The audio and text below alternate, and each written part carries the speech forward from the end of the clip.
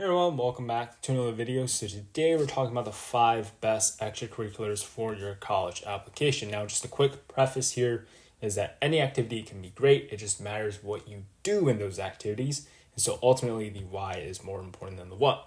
But then why am I giving you a list, right? Well, first off, these extracurriculars are much more flexible and have greater potential, right? So you have more potential to make impact, more leeway to not go wrong. And so these extracurriculars won't take away from your application as others will. And so because they're flexible, it helps you develop your spike from various angles. So if you're interested in medicine, these extracurriculars give you a way to express leadership, competition, right? So it validates your achievements as well as maybe gaining professional experience. And we'll touch more upon that later in the video. It'll also allow you to explore your interests, right? College is not cheap.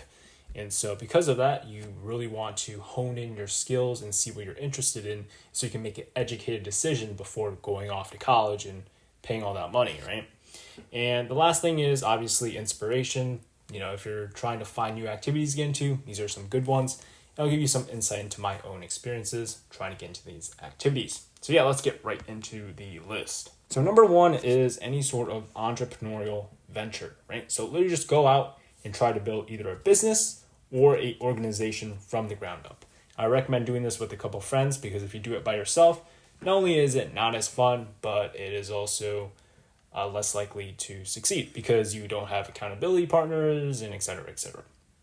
But here's the thing, right? You're gonna fail and fail and fail again. It's very hard to make a business or organization work on the first try. And by fail, what I mean is that you're not gonna make as big of an impact as you actually want or are seeking to really add to your application, right? So you're not doing this specifically for your application, but if you really want to change people's lives, you're not gonna be able to get to that extent, right? You're not gonna be able to reach millions your first time around. And so it's really a trial and error process, but it's really fun, right? If you really get into it, it can be something that's really rewarding. Now, here's the third point. High schoolers lack skills, right? That's just a fact. Like professional skills are things that high schoolers lack. And that's not the fault of high schoolers. That's just the way society's set up in our education system, right? But if you start an entrepreneurial venture, that is the single best example of making the most of your opportunities and being resourceful, right? So regardless of your context, regardless of your circumstance, you're going to go out and do learning, right? You're going to learn on your own by getting real world experience, right? You're really going to go out there and try and lead an organization. Just to speak to how, impactful this actually is for you to start an entrepreneurial venture is that I'll give you an example for myself is that back in 7th grade, I created ad agency, right? So we would help businesses and companies and people trying to promote their personal projects to actually expand, right? To reach more people. And we did it primarily through social media. And so the thing with that is that I poured hours, right? This was during COVID. So we had like Zoom classes and everything.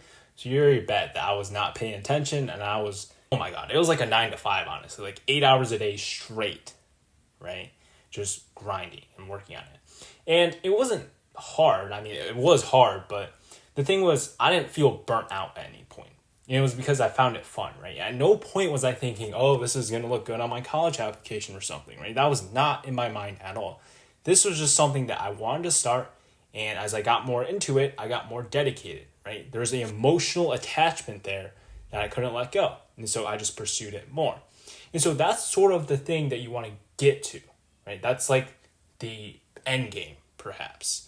And I think that goes to show you that real world experience, because a lot of times when you pursue something enough, you're going to gain enough expertise in that you can transition into other fields.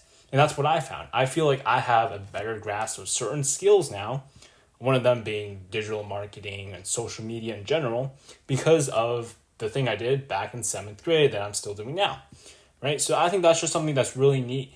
But obviously, if you're watching this, you're probably not in 7th grade. And so you're probably not going to have the time to really dedicate 8 hours a day, right? Like we literally have school, right? There's no way you can dedicate 8 hours a day to making a brand new startup or anything, unless you're planning on dropping out of high school, which I don't think you guys are, but you can still create something amazing, right? So try and be efficient, create systems, not only for learning, but for managing teams and stuff, And so that is definitely the priority here in order to build something that is actually impactful and ultimately will add immense amounts of value to your college application. All right, let's talk about number 2, and that is going to be competitions. We all love competition, right? So the first off, there is a big barrier of entry for some people, right? So the most common is transportation, right? Like most of the competitions are going to be not at your school. Maybe you have to drive there or take a bus or something. So transportation is the issue, but also time, right?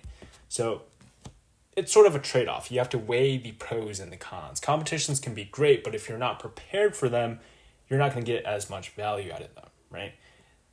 But competitions are great because they validate your accomplishments, right? So if you have a claim, this is sort of like show, not tell, right? You can say that you're really innovative and show leadership, but then it's sort of like that prove it narrative, right? And so that's one of the ways, right? So if you win awards, especially at the national and international level, those will really help you stand out. Another thing is that it's very easy to branch off into competitions by starting with your current hobbies. So for example, if you're just coding for fun, why not transition to hackathons, right? You're already spending all that time in this hobby that you could be spending towards something that's like a competition, right? Because then you can actually get rewarded and compensated directly for that time. Another thing is that at these competitions, it's great for networking, right? Because people who attend competitions tend to be more ambitious, right? So if you network with people, get to know people, it's fun, right? So once you get to know people, this ties back into the first point, is that once you network with people, those are the same people that maybe you want to start that entrepreneurial venture with, right? That's just something to keep in mind. Another thing is just life lesson. Life is all about competition, right? So college application is about competition. Job market, it's about competition. Competition fuels quality. Just try and actively seek this all 4 years because it's something that's nice to have and gain experience in. The third thing are internships. Whoa, what a surprise. So internships are even a bigger barrier of entry for most people, right? Transportation, time, but now also there's a qualification barrier. So if you're looking to do, say, like research with a professor at a university, they're not just going to let some random high schooler into their lab or something, right? So what you need to do is actually build some experience beforehand and show that you're genuinely interested, right?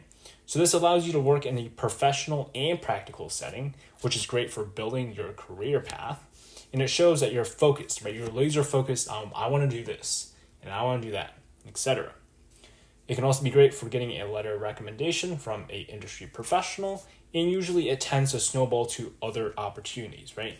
Not everybody gets the opportunity to have an internship, but once you do get an internship, it opens doors to other programs or other internships, especially if you perform well and are not just stuck in the back-end office filing paperwork, right? Stuff that anybody can do, but it's low skill. That's why you really want to build skills, because if you have skills, you can market those skills to whoever you're trying to intern under. And as always, try and seek this actively all 4 years. But this is the one rare exception where I feel like if you don't have internship, it's completely fine. There's no pressure to get one, because as a high schooler, I mean, come on. Internships are supposed to be the stepping stone to entry-level jobs.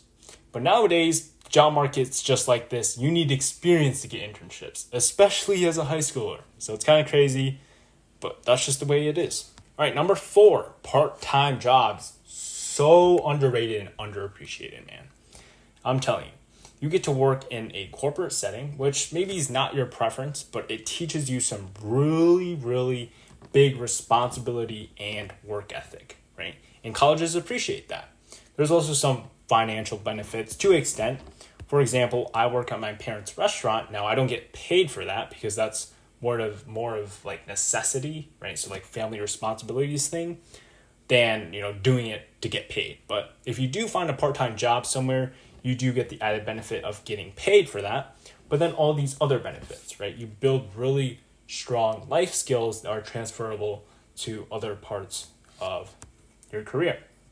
I would say sophomore summer is a good time to start. Make sure you get all the paperwork in with your work permit and make sure you're of age in your state.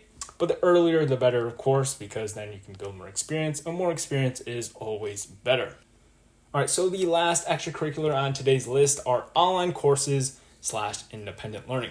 there's such a big selection online, guys. Just go online, search up a course on what you're interested in, and chances are you'll find something by Coursera, edX, Udemy, Khan Academy. You've heard of Khan Academy. You can pinpoint specific skills you're interested in, right, to advance those skills. And like I talked about before, you want to market those skills. So this is so important.